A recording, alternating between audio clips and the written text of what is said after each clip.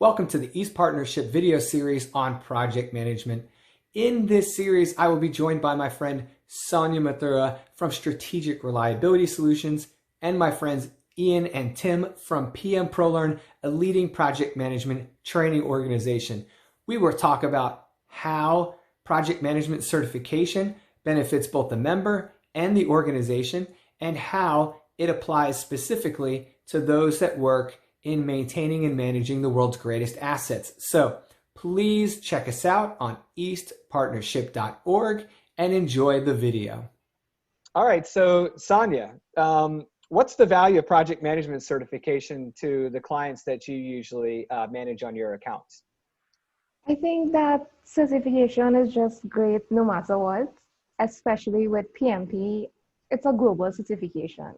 And when we look at the way the world is working right now, having a global certification is just amazing because it gets you into so many different doors and the workforce is opening up a lot. So our guys in Trinidad can apply to a project management job in another part of the world because they have that PMP certification. And what I've realized with the certification as well is that a lot of people, especially engineers, they do project management on a daily basis, but they don't know that they do it. And for instance, if you're planning a shutdown of your equipment or you're doing a full turnaround, you need to plan from beginning to end. You need to get logistics in place. You need to have your budget cut out because the finance guys are going to come after you no matter what. You're going to have your scheduling in place because, for instance, one of the power plants in Trinidad, they're very old. So they were upgrading their turbines and they ordered 2 new turbines. And what they didn't realize is that they need to schedule when they're gonna install those turbines. So your maintenance guys get involved.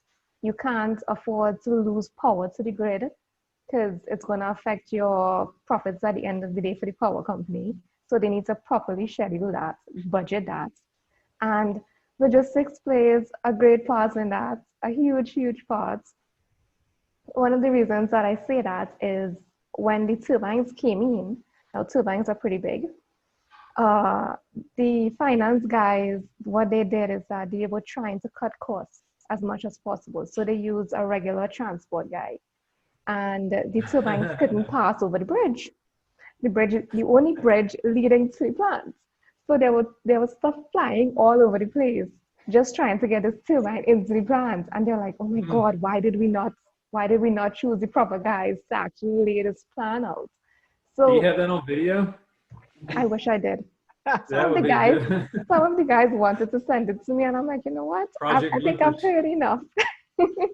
Yeah, and so who are most of your clients? What kind of industries do they work? So Trinidad is very diverse, and I love that about it. And we have a lot of manufacturing. We have a lot of petrochemical. We are heavy in oil and gas. We've been in the oil and gas industry for the past 100 years or so. Definitely older than I am, of course. So we have a lot of engineers and our maintenance, reliability. We have a lot of companies from the US that have their bases in Trinidad.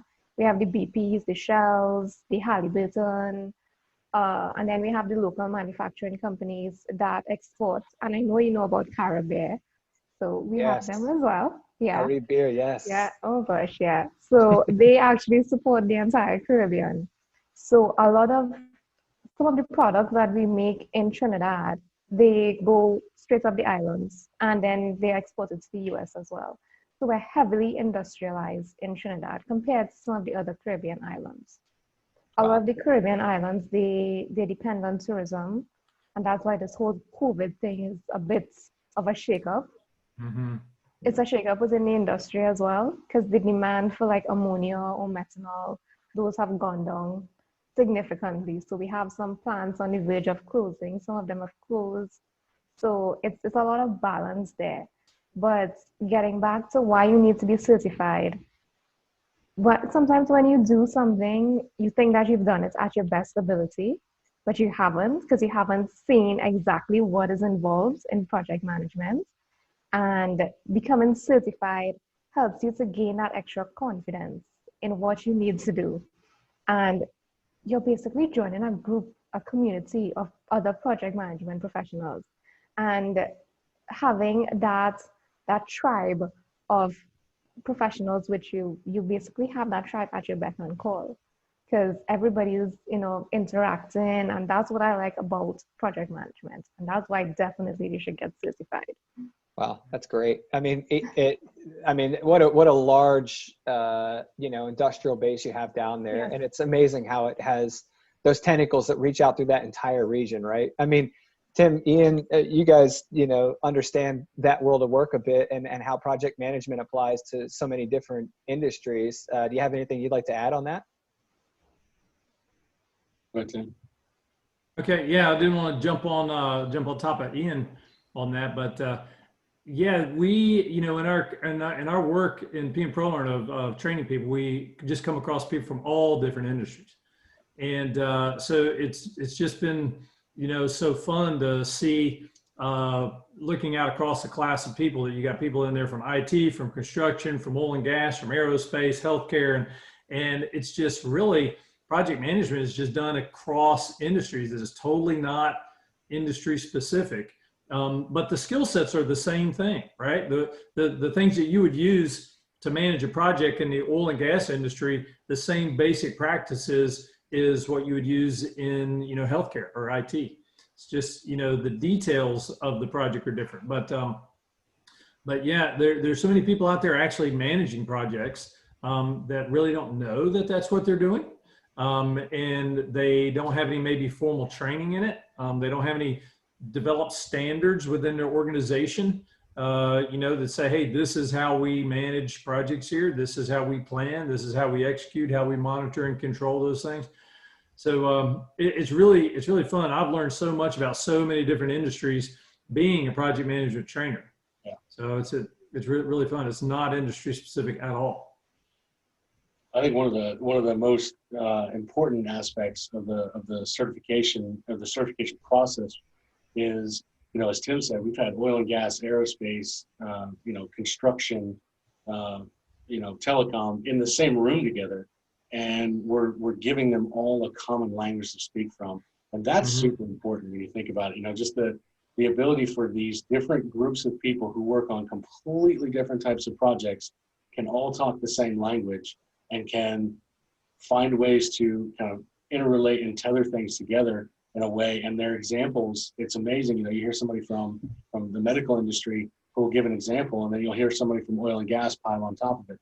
Like, yeah, and then it kind of goes along with this. And then you get somebody from, telecom or aerospace. It's like, oh, and plus that. And it's very cool to, see that. And as Sanya said, that group of people really start to collaborate regardless, of the industry or sector or domain that they're coming from, and be able to talk to each other and understand what each other is saying.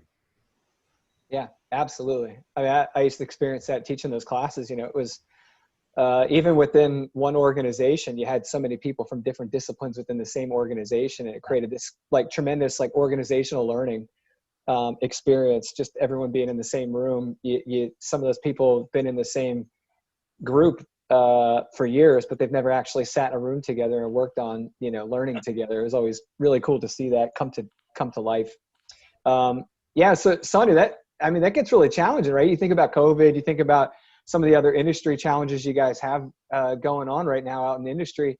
It has to have an impact on the way companies view training, right? What are you seeing right now, and what would you tell companies about how they should view investing in training? So I get this question about investments in training all the time because they're like, why should I really pay for that? Or should I just let the guy do what he thinks he's been doing right for the past 30 years? Can't change him now. And I kind of bring it back to a very simple example that everybody should understand. If you go to the grocery and you buy 6 eggs and you come back at home, if you have never, and I hope this, unless you're living in a bubble, never cooked an egg in your life, the first thing you need to know is if it's a good egg or if it's a bad egg before you even consume it. So let's say no experience whatsoever, no training, and then you crack the egg, and let's say your sense of smell just died, for that week, randomly. So you're not going to know that the egg is bad. And chances are you're going to end up in the hospital with some very, very bad case of food poisoning afterwards. So if you were trained on just detecting whether it's a good egg or a bad egg, you actually would have avoided that hospital cost, right?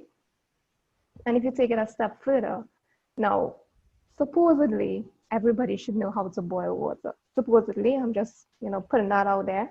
So if you put an egg in water, you can boil it. So that's one step. So you've been trained on that. If you watch a YouTube video, you can figure out how to poach an egg, but that's investing your time into training yourself on how to cook an egg. So it's the exact same thing with training. If you don't invest the time and the effort into training, you may never eat an egg in your life. But it could be applied to your workplace as well. So you may never be trained in your skills or getting the job done as efficiently as possible.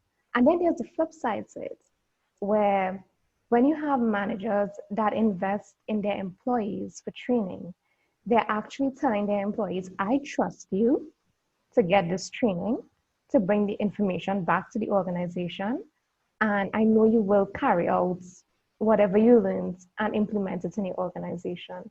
So in that, you're kind of boosting the employee morale. They're like, oh, okay, I feel good about that. I am definitely going to the training. I'm going to bring back some stuff there. And what happens is that you start to empower your industry, you start to empower your people, and you start seeing that little by little, your efficiencies start going up. They start working better. You start seeing, more engagement. You start seeing them being more interactive, more interested, and getting the job done. And that is the value of actually investing in your people and investing in training them. So that's why I like to say, just get your guys trained, empower your people, let them learn as much as possible. Even if it's a YouTube video on how to boil an egg, still, it's learning helps. And that's why they should definitely invest in learning at any point in time. Absolutely. Can I tack on the back of that too, Lucas? Yeah, absolutely. So Sanya brings up a really great point, and we've all probably heard the saying, what if we invest in our people and they leave? What if we don't and they stay? Right? Mm-hmm. That's a very common phrase. But I mean, in terms of, if you think about it, if your team is, and creating all kinds of safety hazards, and you're getting inspected by OSHA all the time, and you're under all kinds of compliance inspections and regulations all the time, what's the first thing that you're going to do? You're going to do a maintenance stand down, you're going to safety stand down, you're going to train your people, right? Well, if you're blowing through project budgets, if you're not meeting the schedule, if you're not delivering value to the customers, what's the first thing you do? Nothing, right? You just sit back and do nothing and find someone to blame. Yeah, I mean that's the value of it, right? Is that you legitimize the experience, you formalize the education, and you move. It's a resource-based strategic decision, and it's the same thing that you would do for a safety stand down. It's just instead you're saying, hey, we value what we're supposed to be doing as a core tenet to our organization, and it takes training to do that. That's solid. Tim? So I was just thinking that in the world of project management, we come across so many people that are filling project manager roles who got into that role because they were a great technician, right? I was a good engineer. I worked my way up. I've been doing this for years in these engineering things. And so they made me a project manager in charge of these projects. Same thing with a software developer. You see software developers great at developing software. They're the technical experts. So let's make them a project manager. So we come across that so often that project management is treated as, oh, well, if you've got technical expertise, you must be able to manage the project, right? And it does not work that way, right? Yeah. Now, granted, some people can, right, if they're good at their technical skill, can also learn and by doing and get in there and do good at projects. Not saying everybody's a failure in that regard, but there are so many people that I come across and they say, I'm a project manager. And I say, how did you get there? What training? Well, I don't have any formal training in project management, but I've been doing this for 20 years. So they made me project manager. Okay. And you start asking them some questions about good project management practice. And they're like, yeah, I never heard of that. I don't know about that. How do you do that? And so, organizations tend to treat project management as anybody can do that. If you're good at something, you can be good at managing your project. It is a discipline all in its own. And if you don't invest in training people in that discipline, you should expect you're going to have problems. And when you're wondering why you're behind schedule and you're over budget and you got risk issues popping up here and there, that might be why. I was thinking when Sanya was giving that example about training on the eggs and everything, something that popped into my mind. I'm a retired Marine, so I always think about these examples of my military experience. And I was thinking, putting someone in a project manager job without training just because they were good at something would be kind of like if I took someone that may be good at shooting a rifle because they grew up hunting or whatever and say, hey, I'm gonna put you in a uniform and put a rifle in your hand and send you out there, and we're gonna get a bunch of you guys out there, and that's gonna be our military unit with no training. Because why? Because you're good at shooting a rifle. You got to be a good infantry guy if you can shoot a rifle. No, there's so much more to being an infantryman than being able to shoot a rifle. Well, there's so much more to being a project manager than being good at some technical skill, right? You can't do that. That's why organizations, one of the root causes why organizations have so much trouble. If you invest in training people in the skills and discipline of project management, you're going to save tons of money. You won't be saying so often, why are we behind schedule? Why are we over budget? It's not going to eliminate all your problems, but it will certainly minimize and mitigate them. And man, it's like lubrication, right? If you spend a little time lubricating your equipment, it's going to perform a lot better for you. So training is like that lubrication. If you do that preventive maintenance and you invest in it, you're going to get a much smoother running machine. Your project team will run so much smoother if you invest in a little bit of lubrication there, which training, right? Good analogy in my mind anyway. I love it. Yeah. To kind of tack on to what you guys are saying there, I always looked at it from even if you stepped away from the technical side of project management for just a moment, right? And you go, okay, fine. I'm a senior level person. I get it. I'm investing in people. Great. That'll keep them around a little bit longer. I'm building better competency within my organization. Perfect. Maybe I'll extract some efficiencies from that, right?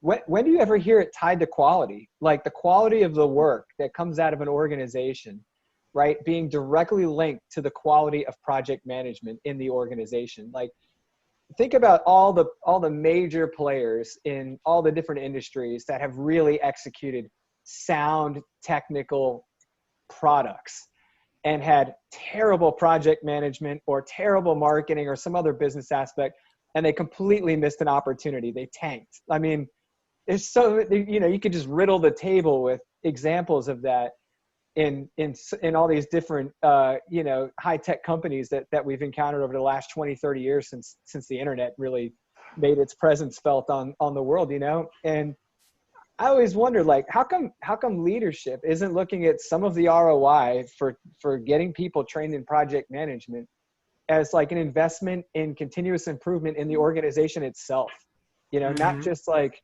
we make better products because we run better projects. That's a huge point. I think a lot of leadership miss.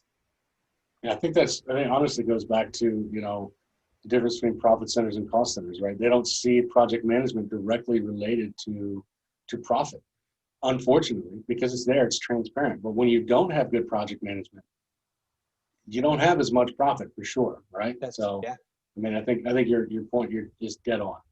Dead on. Yeah, that's just crazy to me. All right, so I want to talk a little bit about the actual training itself, so we can get smarter on what it all looks like. So Ian, I'm going to make this real kind of take it to the basics, right? What does a typical training day look like in one of your project management professional certification courses? So this video will hopefully outlast the current COVID conditions, right? But right now, everything that we're doing is virtual.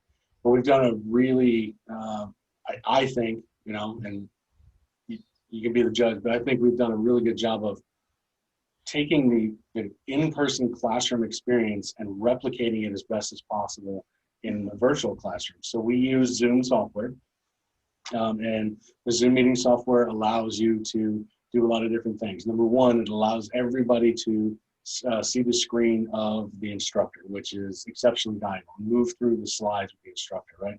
So we'll open up the classroom at 8 in the morning. The Zoom meeting is normally open a little before that, just like a regular classroom would be, right? Come as you can.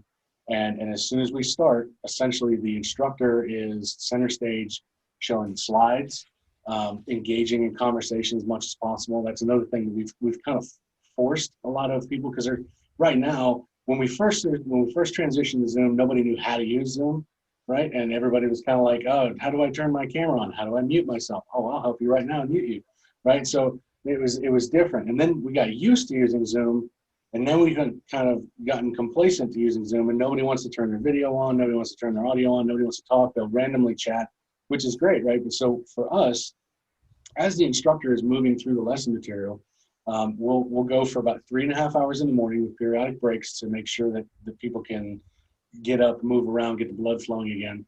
But during that time, it's not just the instructor just throwing information out. You can watch a video on YouTube and get that, right? What we do is we force collaboration. We ask people to turn their cameras on. And if they don't want to turn their cameras on, we find interesting and unique ways to continue to involve them anyway, right?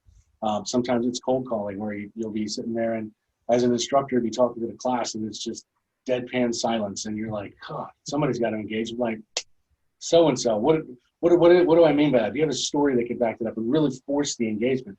And after, you know, the first 1 or 2 times, then it just really just kind of opens up, right? And we'll go through a lesson, and each lesson has examples from the instructor, collaboration from the students, a lot of back and forth as much as possible. And then right at the end of the lesson, before we go into a little module quiz, we'll do a breakout session, practical application. And this is where we kind of take the Zoom platform to the next level. Instead of keeping everybody in the same room, like say you got a class of 10, 15, 20 people, and it's kind of hard to collaborate in an environment like that because everybody's talking on top of each other. So we took the breakout rooms function of Zoom, and we'll drop them into smaller groups just like they would if we were in a classroom. And then the instructor kind of roves between the groups for the time, answers any questions, and keeps everybody kind of focused on the task at hand. And you bring everybody back.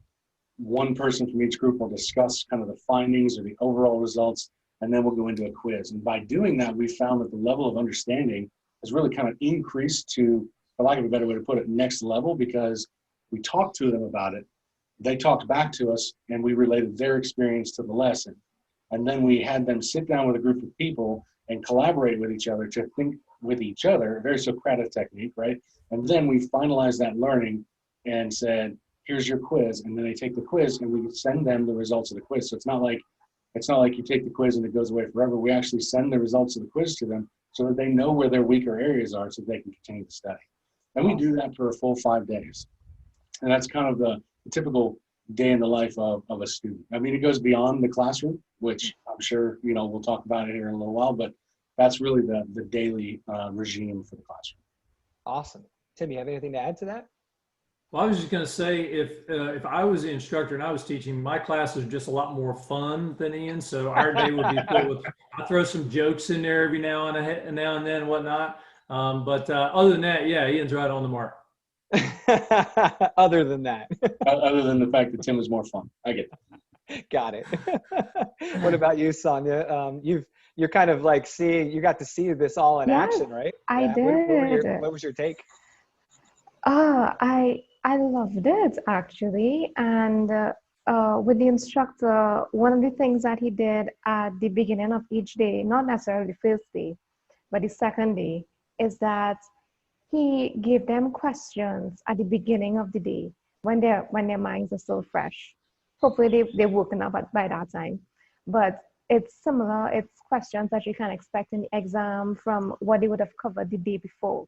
So he didn't wait until the end of the training, you know, sort of to cement all the information, because it's a lot of information to put in 5 days. And having him do those recap sessions in the morning, I found those were so helpful. I wish I could have answered some of them, but I was leaving it for the guys to do. But it was so helpful. And while he put up the questions and everybody went on the link, I saw that the information was populated on the screen. And then he went through it afterwards and he was like, well, I saw a lot of people got this one wrong. Why did you choose this answer instead of this one? And this is how they're going to bring questions. They're going to try and trick you, you know. You have to be thinking along this path. And I love the fact that he brought it back to the exam. He brought the exam into the classroom. And it wasn't just, I am telling you, this is the material, you need to figure it out. He brought everything together. And I love that part of it. So that was great for me. Yeah, that's huge. That's great. You know, that's something I think is kind of unique to what you guys do. You really do keep this focused on the end goal of getting the student as successful for the exam as possible.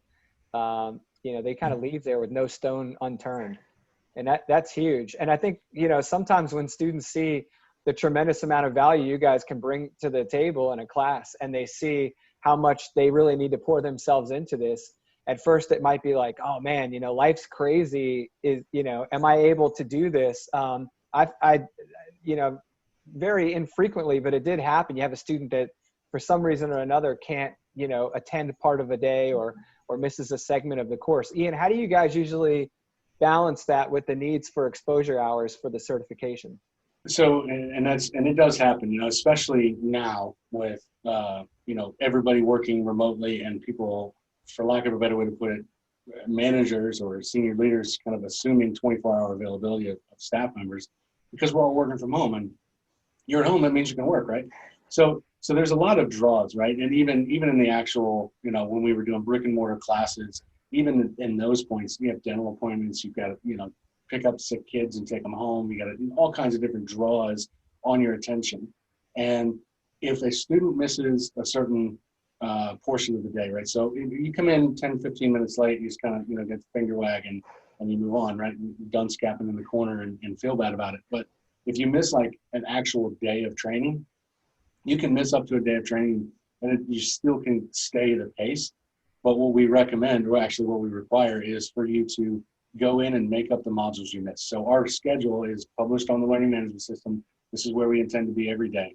And if a student misses, you know, a key feature or a module, you miss a quiz, not as big of a deal, but if you miss a full module, you go back in and you watch the videos. And the beautiful part about it is, and this is something that we kind of accidentally figured out, is that Tim teaches the online videos, right? They're all recorded videos from classroom sessions, which is great because you get to hear Tim talk, Tim's examples, Tim's students ask questions, tie those things together, right? And obviously it's more fun than what you would do if you were in my class anyway.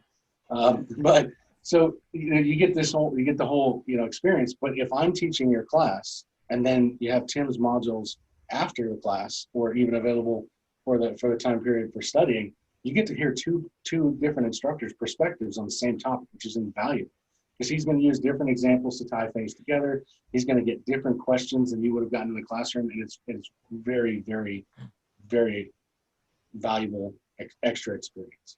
Yeah, and they have the option of doing that even if they don't miss class, right? They have access to the videos outside of class, right? Yes, absolutely. So if the student signs on and enrolls in a course, they actually have access for 1 year from the enrollment date. So if they get, you know, 6 months down the road and go, oh yeah, that PMP thing, I totally forgot about it, and they want to come back in, they can go cradle to grave again with everything in the learning management system. All of the same tool, very similar tools to the classroom experience are all right there in the learning management system. Wow, that's amazing. I mean, yeah, so can I just throw in there, in addition to the videos, that if a student misses class or just wants to hear the material again, they can reattend our training for free, because once you sign up with Pm-ProLearn, you have a year access to reattend the training or use all the online content. So somebody, you know, fell asleep, zoned out during some of the class and all this virtual training, the kids are yelling in the background and you miss some important points from the instructor, you can reattend just that one day maybe that you missed, or the whole 5 days, free of charge for a full year, because our goal is for you to pass the exam. You know, once you become our student one time, we are partnering with you on that. So we want you to come back and see the material again if it's going to help you. Wow, that's amazing, Sanya. I mean, that's a huge. It is. That's a huge value point, huh? It is huge, and I think that's one of the things that I really like about PM-ProLearn, is that it's a team effort. It's everybody coming together just to make sure that we have that common goal of the student passing the exam. It doesn't just stop at the end of the 5 days, and that's one of the things that I love about the training sessions. It's just that a lot of people, a lot of other providers, they would say, okay, well, you have me for is it 35 hours? You have your 35 hours, that's it, the end, good luck in your exam. But what I've realized with the team at PM-ProLearn is that they help the students to sign up for the exam. They help them to get ready for the exam. They have that support for the entire year. And a lot can happen in a year, as we've seen this year. So just having that support base and just being there for your students, getting them to pass that PMP exam, that's one of the key factors that I love about PM-ProLearn. Wow, that's crazy. Yeah, it is huge value, right? And I mean, if you're an organization that's going to invest your valuable resources in getting people trained, why not do it with someone who matches your appreciation for those people and takes care of them like you'd want them to? You know, it's kind of like sending your kids off somewhere. You want the other people that have your kids to treat them like they're their own, including beatings if necessary. Can't help it. I'm from a big Italian family. Everyone's got free reign over you. So Tim, you know, you guys have taken this whole perspective on taking total ownership over a student's experience, and you guys have rolled that outside of the classroom in more ways than just providing them access to virtual course material.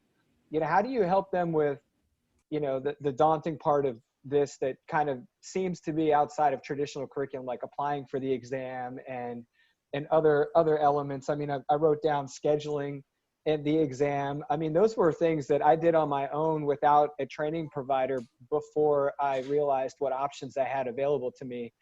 I always tell people, I wish I had the opportunity to have a class like you guys put on, because I had to go through all that myself and figure it out. It took a lot of time. It was a bit stressful.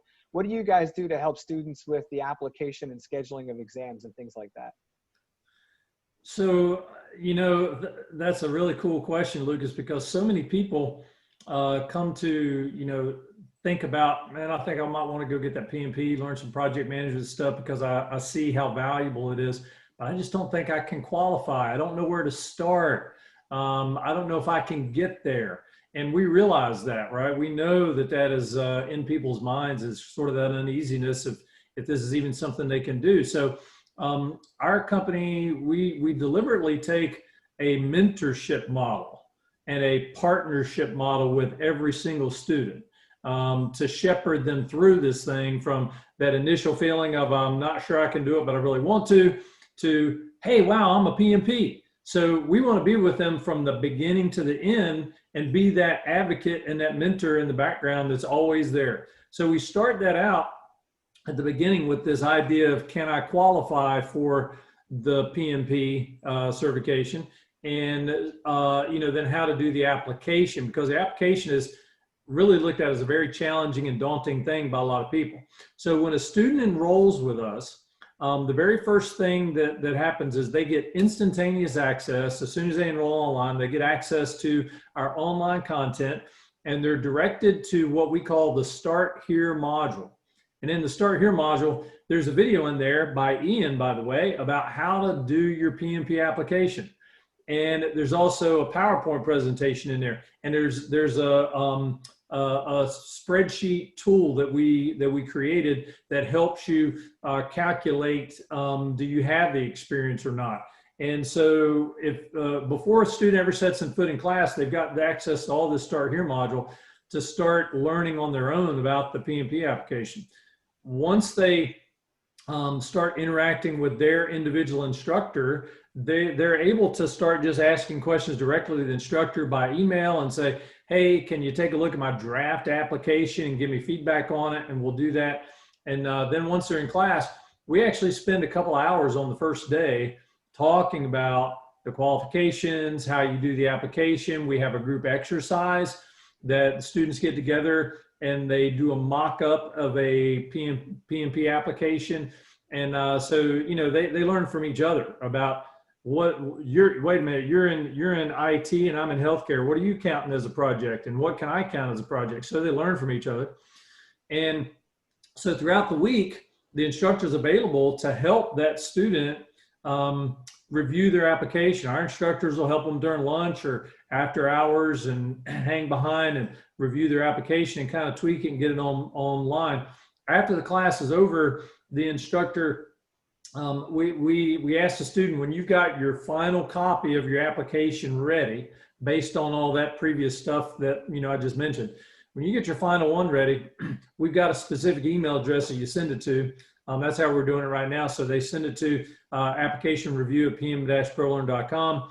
And we've got a staff member that takes that application and assigns it to a reviewer on our team, a PMP, who's going to look over that application, give direct feedback to the student of, hey, it's good, or you need to tweak this, you know, to get it dialed into a good looking application. And we'll go back and forth with the student as many times. We'll even do a Zoom meeting with the student if they need some, you know, a little bit more touch points on how to get their application dialed into where it needs to be. And then when we tell them, hey, we finally think you got this good, smooth copy, shoot it off, they'll submit it to PMI. So we try not to let students send their application to PMI until we have reviewed it and said, we think it's good.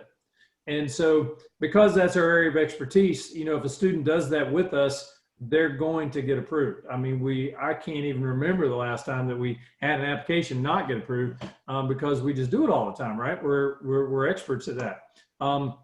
So that's how we help them with the application. And then when they get ready to test, when they get approved, PM-ProLearn, part of your enrollment fees with PM-ProLearn, we actually include your exam fee in that. And so all you got to do is send us an email and say, hey, I just got approved by PMI, my application got approved. What do I do next? And one of our team members, Alicia, will grab that and say, here's what you do next. And she sends them a detailed email with all the instructions. It's got a voucher code in there that all they got to do is take this voucher code, follow the instructions, go to PMI's website and schedule their test there. So we take care of that for them. And once they get paid and they get scheduled, they go take the exam and notify us that they passed, and we all have a celebration with them about that. So it's really, we are always trying to improve how we help students there, but it's really designed as an end-to-end process from when we first make contact with you to when you are a PMP. We try to shepherd you through all that. So I say we're lowering hurdles and smoothing out speed bumps so you can have a smooth ride into your PMP certification. Wow.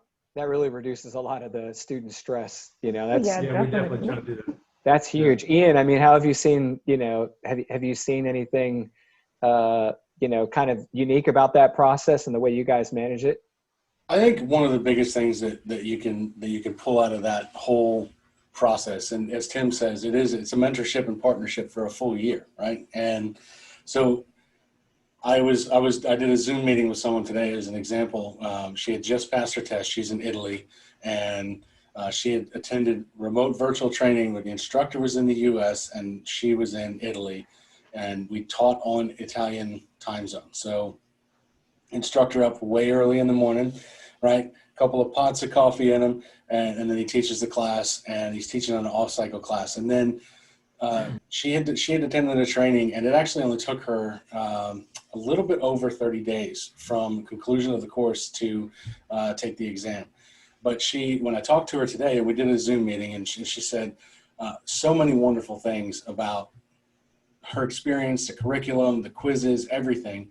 But she made mention multiple times to come back and say nice things about the instructor, because not only did he do an amazing job in the classroom, he reached out to the entire class like 2 weeks after the course and said, hey, don't forget, blah, blah, blah, right? And he made sure that he was there to try and assist and just say, hey, I'm still here. It's not a transactional thing. It's a relationship thing. What do you got for me? And that's, if you look at the testimonial comments that are on our wall that people talk about, we get we get called out by former students and PMP successes on LinkedIn all the time because they say, hey, really wanted to say thanks to PM-ProLearn. You don't normally see that, right? With a training provider, it's kind of like a very transactional thing. You come in, you sit down, you take the training, and then the trainer, goes off to the Hinterverse, never to be heard again.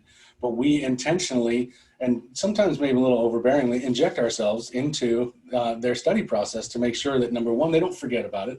Number two, they know they're not alone. And by the end of it, they truly do. I mean, I've created, for lack of a better way to put it, really good acquaintances, almost friends, out of relationships with students that I've been their linchpin for success in their mind, because I've been able to coach them, shelter and mentor them. We've had people that do kind of, for lack of a better way to put it, a good chuck on the shoulder and a win one for the Gipper pep talk right before people are walking into the exam.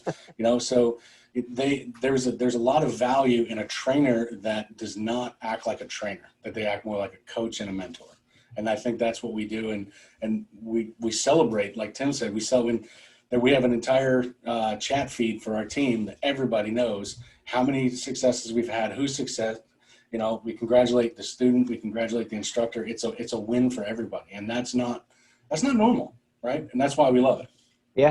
Yeah, no, that was exactly what I was just thinking, and I was going to ask you, Sanya. It's like, this isn't typical training, right? This isn't the typical training experience. I mean, how does this compare to what you traditionally see in, with training providers?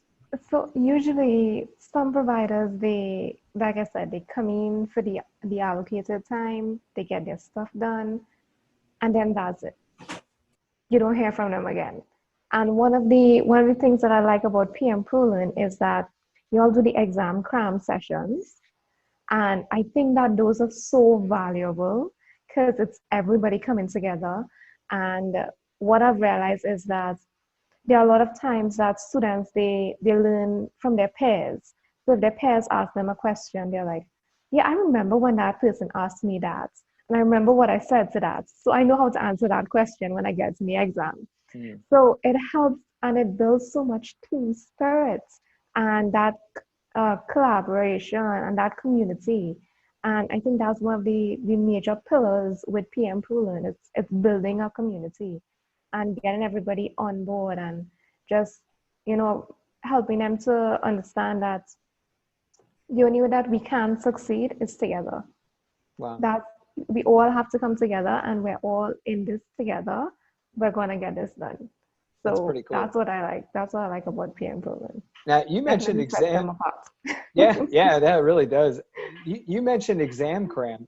Ian, can you talk a little bit about the exam cram? Sure. So the exam cram is it's a 2-day focus session. It's 4 hours in the evening for 2 nights in a single week, and it's essentially it's exactly what the name kind of throws it down to is it's a final cram session. But instead of a typical, think the night before the exam, cramming the information, what we do in those sessions is we sit you down with what we like to call our Pmp Whisperer, who's one of our instructors who created the class himself. And we dissect the questions. So instead of forcing more information into your head and making you, hey, remember this one tool or technique, instead it goes along the lines of saying, this is how the questions are designed. This is how the questions are going to try and trick you. This is how you need to find your way through it. And we jokingly say, everybody remembers the old Contra code from Nintendo, right? Up, down, left, right, BA, select, start, right? Give me some lives. It's a cheat code for the exam because it teaches you when you look at the question how to walk your way through it and pick the right answer, because the exam is exceptionally confusing in terms of how the answers are laid out. And with this session, what it does is it says, okay, here's the things to focus on in the question. Here's the things to focus on in the answers. Here's how you kind of throw away these two because they don't belong. And the exam is designed to make you pick the most right answer, right? So both of them could be right. One's kind of right, one's always right, right? And that's one of the things that we do. The other thing that we do is we get rid of what we call the noise of the question, the information that doesn't matter either in the question or in the answers, to help you weed those things out. Because the thing that most people would get wrong on that question, PMI lovingly puts that as an appropriate choice for the exam. Nice. And so in order for you to prevent you from falling into those pits and choosing the most often incorrect answer, we teach you how to find those and don't go over there, do not enter kind of a thing. Yeah, because I took my exam it was like almost 6 years ago. And obviously it's changed quite a bit. Don't look so surprised, Sanya. She's like, what? You're so old. Yeah, it was a different exam back then, but I always kind of prided myself on being a pretty decent test taker. And I found that there were a lot of people that just were super stressed about, like, they felt like they had a good grasp of the material, but they were more afraid of the exam experience than they were learning the material. And I think that sounds like a really good way to kind of break down that barrier if you're the kind of person that traditionally just struggles with test taking. Yeah. You have something to add to that, or? No? I don't know. Tim, can you hear me? Oh, I can hear you. Yeah, I didn't hear you call my name. I'm sorry. No, I thought you were getting ready to say something, so I tried to cue you up. I always have something to add if you call my name out. So, yeah, go for it. The exam cram is a super duper course, and we have a lot of students come to that. They may have taken their PMP training from some other provider, right? Or maybe they did a lot of self-study.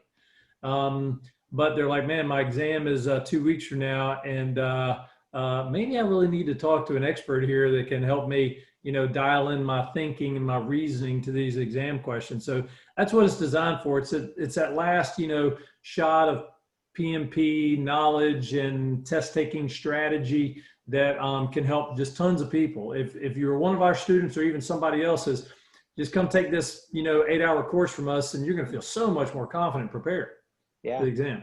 No, it's huge. That's a huge confidence builder. And I think a lot of people are afraid of what happens on the backside, right? So you go take your exam and you get that craziness out of the way and you find out you passed, and then you're all excited, but then they're like, I have to maintain this certification. And I think that sometimes goes into the calculus of someone trying to figure out whether they should certify in the first place anyways. Is like, I'm not sure if I want to deal with the recertification or maintaining a certification on the back end. Ian, can you explain a little bit about what maintaining a certification looks like? Yeah, it's not something that you want to mess up. I'm going to be honest with you, and not something you should fear, but it's not something you want to mess up, because if you lose your certification, if you don't recertify, you actually have to do all this all over again, right? Yeah. You gotta go cradle to grave all over again. You got to reapply. You don't have to sit through another class, but you should, because it's guaranteed the test has changed at least a little bit, right? And you got to walk the dog the whole way from front to back and relive this whole nightmarish experience, which we try and make as friendly as possible, but not everybody does. So the recertification requirements, it kind of works on a 3-year cycle of what they call PDUs, or professional development units. So similar to many organizations' certifications, continuing education units. 1 hour equals 1 hour. And in 3 years, you're required to get 60 professional development units, or PDUs, that the Project Management Institute recognizes. And there's several ways to do that. We have students that'll read books, and the time that they spend reading the book is a PDU. But you have to be strategic with it, right? So you can't just go back and sit in another PMP class or go read a couple of articles and call it good. There's a defined path that PMI requires that all of the project managers that are certified actually take. And it's called the PMI Talent Triangle. So you have to focus on technical project management skills, because that does change over time. Good practice changes over time. Methodologies change over time. The way organizations report and things, those change over time. So there's a requirement that some of those 60 PDUs have to be in the technical project management realm. And then one of the big things that organizations struggle with is positive leadership, right? And being able to effectively take a group of people, establish a goal, create a vision, and move people towards successful completion of that vision, right? So many people can balance a budget, they can keep things on schedule, they can check quality, but they really don't do well leading, right? So PMI says, okay, we recognize this as a thing. Leadership concepts, or from organizational behavior theory all the way through, how you lead individuals in a teach, coach, mentor type mentality, changes over time as well. New schools of thought, new effective techniques, different generations, those kinds of things. So a portion of it has to come from leadership as well. And then the one that I think, honestly, in my opinion, is probably one of the more valuable is the last leg of the triangle. It's called strategy and business management. Highly underrated aspect of leading projects. Because the purpose of a project, unless the organization likes to waste money and time and resources, is to meet some sort of organizational goal, right? Right. And this strategy leg, what it really does is it says, how does my project or the projects that I'm running in my program or portfolio tailor itself to the strategy of the organization and the overall business environment? What are we really trying to achieve?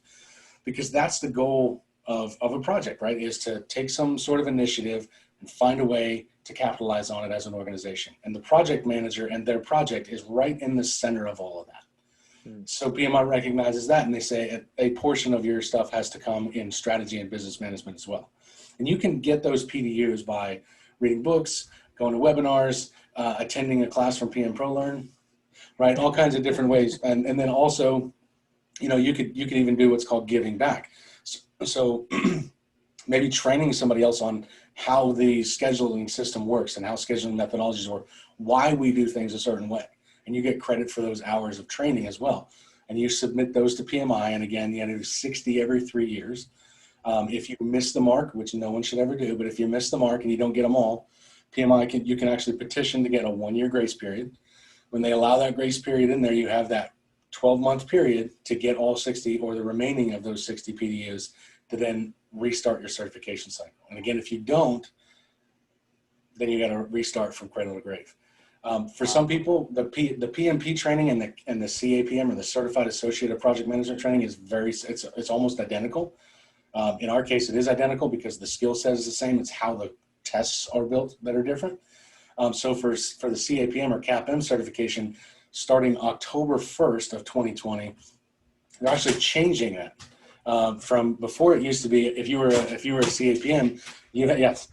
That's tomorrow. That's tomorrow. For those of you who are watching this in the future, I said that yesterday. It's tomorrow now. But yeah, absolutely. October 1st of 2020, no longer, and this is a huge benefit. No longer do you have to go back and take the CAPM exam, because that's how it used to be. Now you have to get 50 or 15 PDUs inside of that 3-year cycle. So it's a little bit different. Wow, that's crazy. I mean, I don't think I really learned, and it was a different structure when I got certified than it is now. It's one of the reasons why I ask. But I don't think I really understood what what it was going to take to keep my certification current. Yeah. But I knew I was not taking that exam again. That I knew. I was like, you leave that exam, you're like, thank God that's over. I feel very accomplished that I, passed it. Absolutely. I'm proud of myself. I'm not doing that again. It's like going to military boot camp. You're glad you did it, but you never want to do it again. Yeah, that's right. Yeah, unless you're an idiot, you go to OCS like I did. You just do it all over again. Small price to pay. But yeah, no, you're right. It's, that to me was one of those things where I don't think I really did the research on maintaining a certification that I probably should have done before. And I think it's important for organizations to understand what kind of investment you're making, right? And this kind of goes back to what we were talking about earlier, Sanya. It was like you've got these people investing in developing a competency, not only for their people, but for the organization writ large, right? You're trying to bring that knowledge into your organization. You have to understand you have to be intentional about maintaining that knowledge and maintaining that certification in your organization, and kind of fostering an environment that sustains it. Well, PMI, it's interesting to see how they have really established themselves, and they haven't faltered in being the most recognizable and respected body for certification in the project management world, right, of work. Tim, can you tell me a little bit more about like what's going on with PMI these days? Like how are they managing the new exam, and what your relationship with PMI is? Yes, sir. So first of all, the exam is changing on January the 2nd of 2021. And of course, you know, exams need to be updated to stay relevant with what's going on in the world. That's always going to be a constant thing. So it's going to change again, you know, in our lifetime many, many times. But this change is very different from any of the past changes that I've been involved with. I've been a PMP since 2011. And I took the exam when they had the 4th edition of the PMBOK. They're on the 6th edition of the PMBOK now. They're getting ready to roll out the 7th edition, sometime next year. But this new exam is a departure from the previous thinking about project management. So it doesn't mean that projects have changed, but what PMI does, PMI goes out there and tries to stay relevant with what's actually being used or needed in the field of project management. So they do continuous surveys across all their membership, and there's over 3 million members worldwide at PMI, and PMI surveys those members, and they ask questions like, what are you doing in your projects? What's being asked of you by your employer? What are your biggest challenges? How are you solving these problems? And PMI gets all this feedback in their surveys, and they take that and say, oh, okay, here's what project managers are being called on to do in today's world. How can we make sure that we're testing them correctly, that the product we're giving to employers when they see a PMP is relevant for what they need in their organization? So that's what happened. PMI did what they call a role delineation study, where they go out there and they hire a third-party contractor that looks at the role of project managers and does all this survey stuff. And they take all that information and go back and say, wow, we need to update the exam because project managers are doing things that we're not currently testing them on. And so one of the big, huge changes in the new exam in January is that 50% of the questions are going to be based on agile project methods. Wow. And that's never been a big part of the PMP exam. 50%, right? So, Wow. The PMBOK doesn't, the project management body of knowledge doesn't currently include a lot of agile knowledge. So PMI's created these other documents, like there's a smaller book called the Agile Practice Guide, and they're coming on with some new discipline agile training. And they've got the Agile Certified Practitioner certification, but PMI is really working with how do we make sure that project managers can walk into these organizations that require all this agile knowledge and actually perform. So that's the big change, 50%. It's also going from 5 performance domains down to 3 performance domains. So it used to be they would test you on how do you initiate, plan, execute, monitor, control, and close a project. And now they're going to test you on your knowledge of the business environment of your project. They're going to test you on the area of people. Do you know how to manage people on your project? And the 3rd performance domain is called process. Do you understand how to build a schedule, how to maintain a budget, those kind of process-oriented things that project managers do? So it's going from those 5 domains down to 3. So PMI, in my opinion, is doing great work there in updating the exam to what's actually already being required of project managers in the field. So we're excited about being able to train people on that toward the new exam. And part of us preparing ourselves to train people on that new exam is we have recently become an authorized training partner, or an ATP, with the Project Management Institute. So PMI it's a brand new program, and PMI went out there and sought training companies like ours, like PM-ProLearn, to come on board with them and partner and collaborate on getting people trained in a very organized and structured framework, so that we know that everybody that comes through one of these ATP training providers is getting the same consistent, material, and they're being trained to the same standards, and they're really going to be prepared to not only pass the exam, but to walk out into the work world and be able to implement those new agile concepts out there. So our partnership with PMI is we became an authorized training partner, and now we were just in a meeting with PMI earlier today, collaborating with them on different things. Like we were in a meeting with their government relations manager about how can we partner with PMI and collaborate to help government agencies and the federal and state governments do better project management. We're also working with PMI on a new mentorship program for people coming on board, in the field of project management from the military.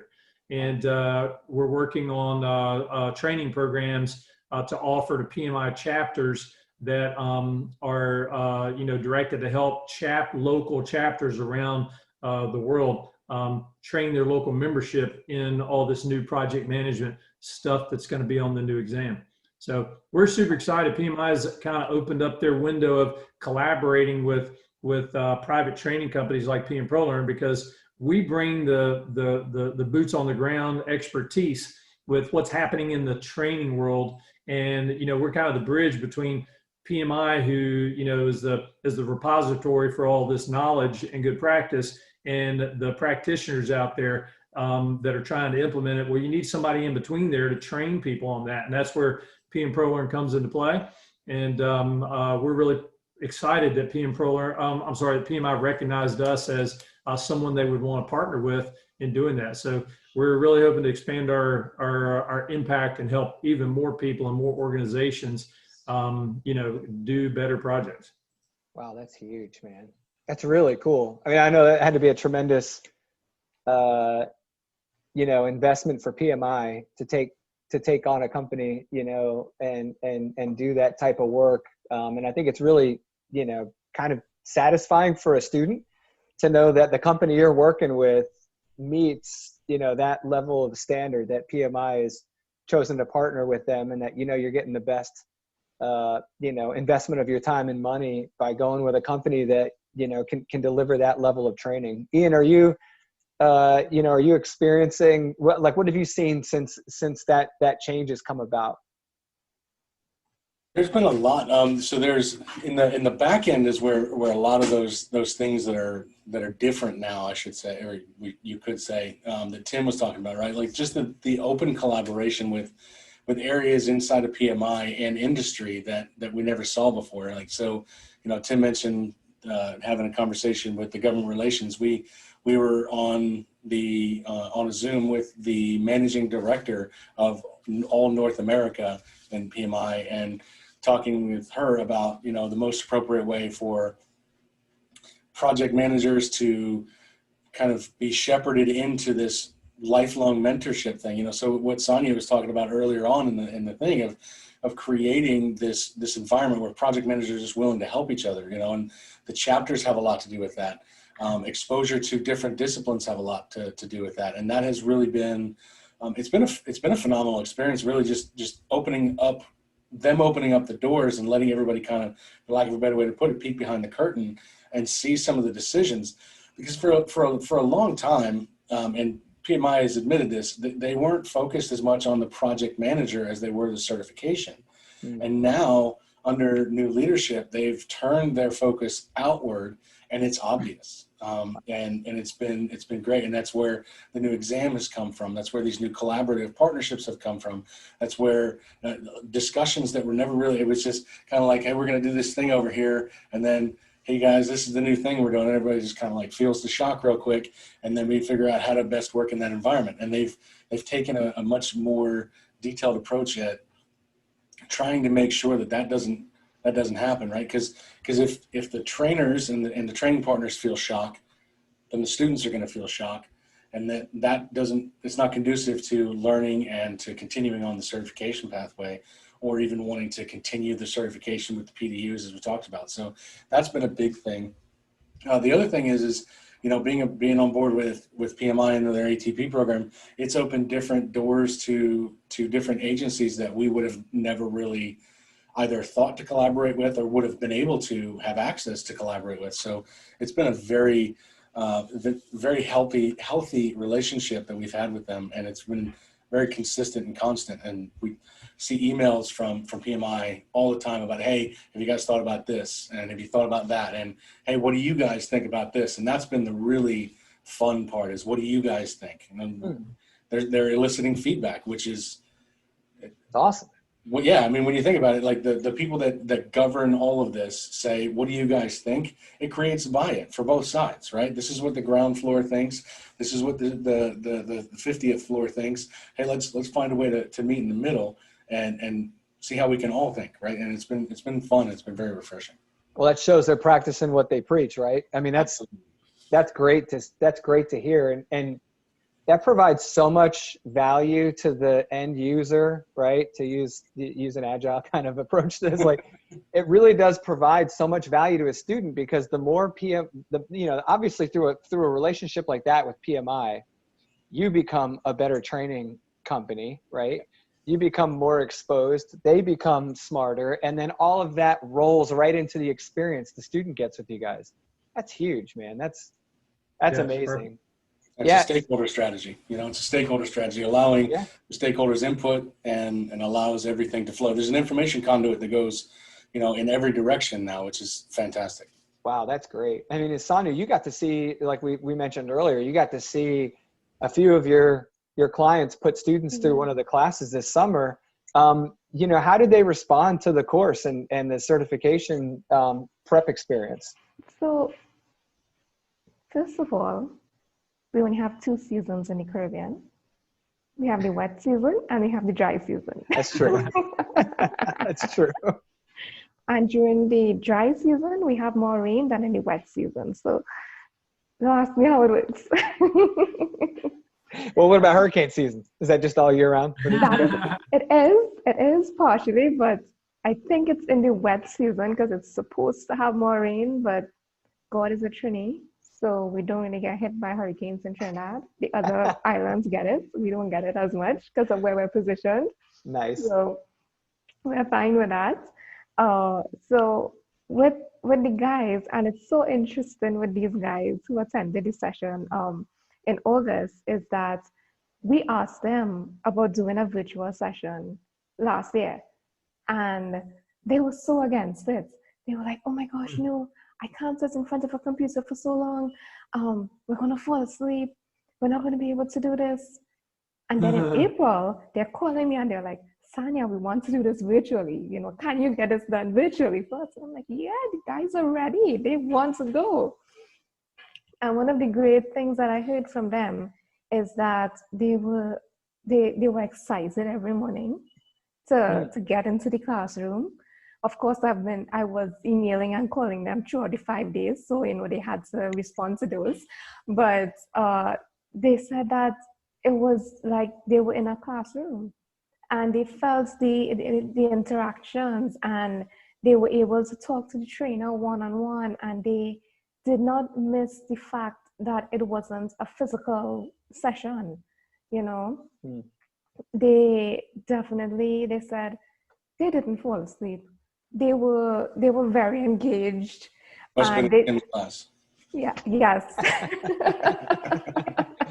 It was actually Jamie though. Jamie did it, but I know. He's an awesome instructor. Yes, he is, and he was very helpful to them. Any of their questions, and even when I joined every day, just to check in on them, and they were just so excited about it. And I was so happy that they got so excited about doing the virtual training, especially given their response, a couple months before. So they love the fact that he used different examples, and because of their background in the industry, it was great for them to interact with other people and from different parts of the globe, just because we were in the same time zone, which I loved that part of it as well. Just being able to know that you're a part of a bigger community and that everything just syncs together and it falls under project management, which brings it together. So they were very happy with the instructor.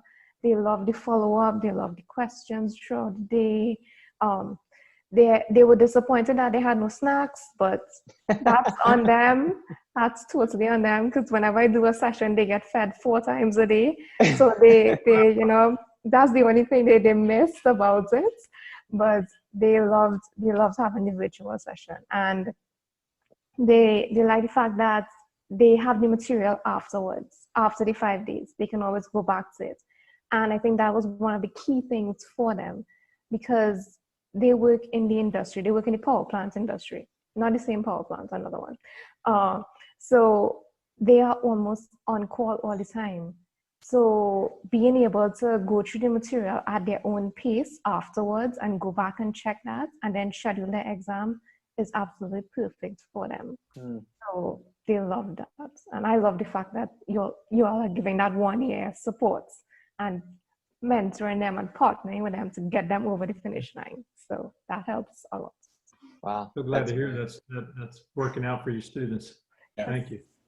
Yeah, that's pretty cool. I mean, because we spent so much time trying to get that to them, you know, and I mean, it really did take almost a year, you know, for all the stars to align so that they could attend the class. But, you know, who would have thought the most unlikely of times that they would end up attending this summer, you know, and initially we were trying to do this with no COVID, you know, no restrictions on travel, no nothing, and we couldn't make it work. But then in the midst of a pandemic, we can make it happen. That's pretty wild. It is. Yeah. So, you know, I appreciate you guys taking the time to, you know, come together today and everyone kind of talk about this, because I feel like there's so much for people that are interested in going down this path to learn.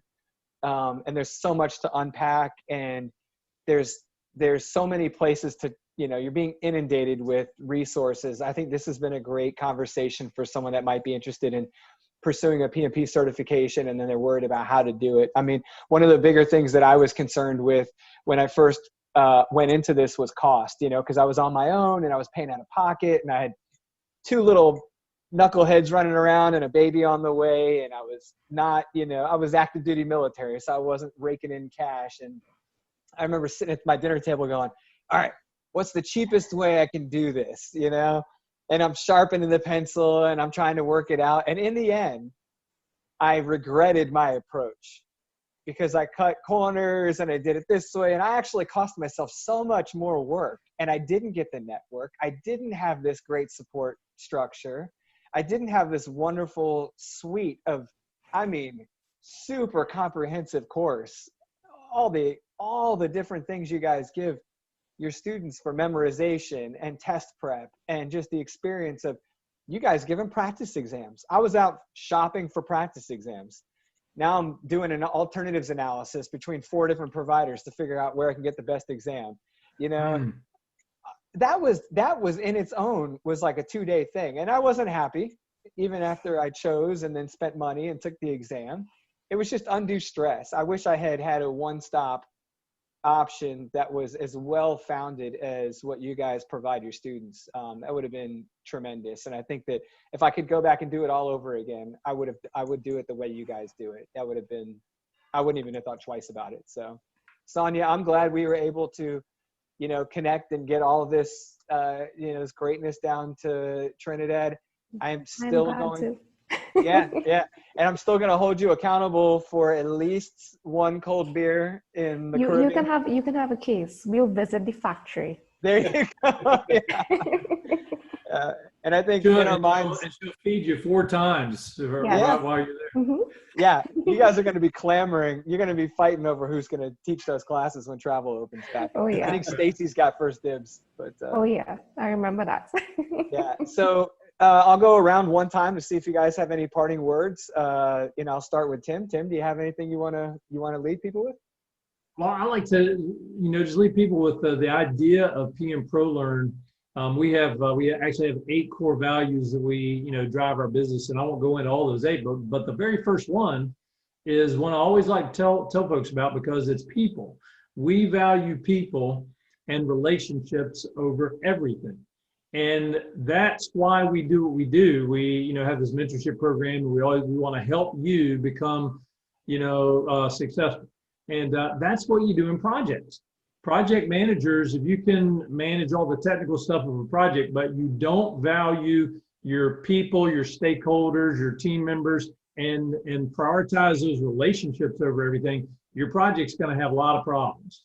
So, you know, we run our organization like we've learned in projects that projects are done for and by people.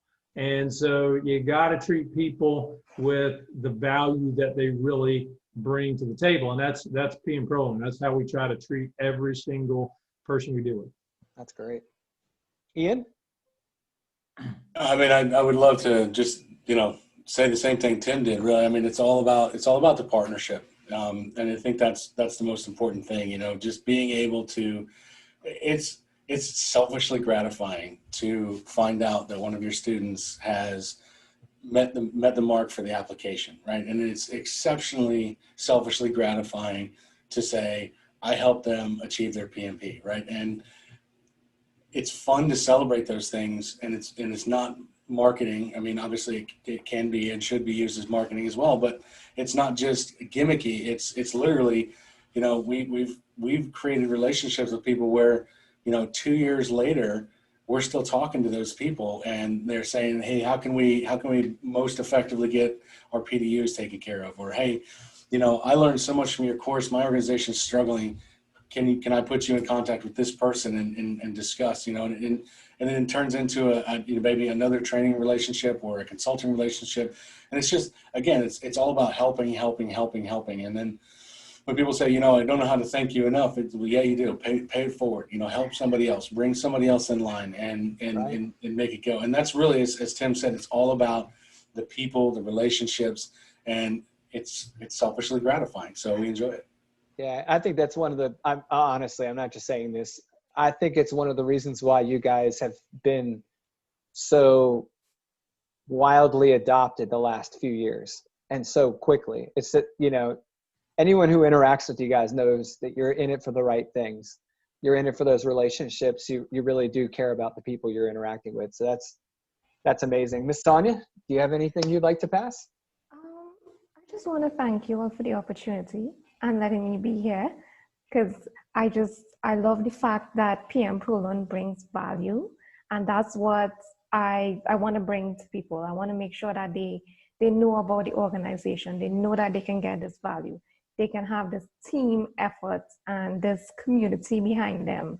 So that's the main thing that I want to drive home, because these guys are like family. They bring you in, and they're in your living room when you do the online training. So, they're already there. So just bring them in, and definitely the highest quality that I've seen so far, the best value. PM-ProLearn, those are the guys to PMP training. That's it. Yeah. Excellent. And I wanted to thank you. Yeah, I wanted to thank you, Sanya, for making, opportunities for people in your region. Yes. What you're doing down there is amazing. I'm this random dude sitting in Virginia, just admiring what you're doing down there in the Caribbean. And I know you're humble, Yeah. but you're really helping out an industry down there that appreciates the help, and they want it, right? They're not just inundated with opportunity down there for these types of things. So the fact that you're doing the work to take it to the next level for them is huge. You're paying it forward, and we appreciate you doing that. So Thank you. thank you so much. All right, cool. Well, next time we're going to ask everyone what their favorite 80s movie is. Just a heads up. I was going to spring it on you at the end here, but tune in next time. Ian's, I think, is Pretty in Pink. So yeah, It's actually better off dead.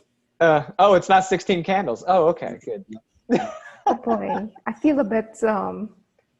I was born in the late 80s, so I'm not sure about those. Oh, come on. Yeah. Well, you're missing out, Sanya. Okay. That's going to be the next thing we do, is talk about, how you need to retroactively get smarter. I may have to. It's on Netflix. Yes, I'll Netflix it. All right, guys. Well, until next time, thank you so much. Thank you. Thank you. God bless. Make sure to check out eastpartnership.org for more.